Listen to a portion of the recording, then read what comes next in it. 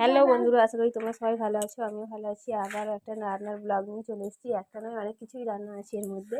তো এই যে দেখতে পাচ্ছ, এটা হচ্ছে সজনা ফুল। কাল রাতে তো প্রচণ্ড ঝড় হয়েছিল, তো সেই ঝড়েতে না প্রচুর, মানে যা সজনা ফুল ছিল সবই পড়ে গেছে। ওটা শাক দিয়ে ভাজা হবে। আর এই যে ইলিশ মাছ হচ্ছে আমার মা নিয়ে এসছে, একদম নদীর জ্যান্ত টাটকা ইলিশ যাকে বলতে হয়। তো টাটকা ইলিশের তো ঝোল খেতেই ভালো লাগে সাধারণত। তো দেখো মাছ ভেজে নিচ্ছি।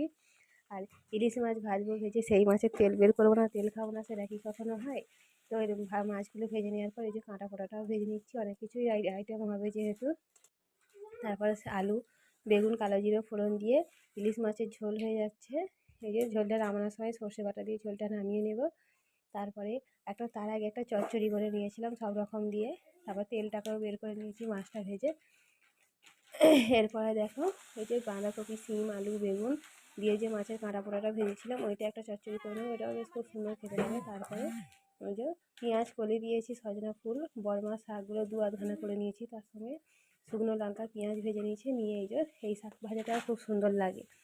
আর সজনা ফুল তো খুবই উপকার, তোমরা সবাই জানো। এই লাস্ট খাওয়া হয়ে যাচ্ছে সাধারণত। কেমন লাগলো জানিও। টাটা।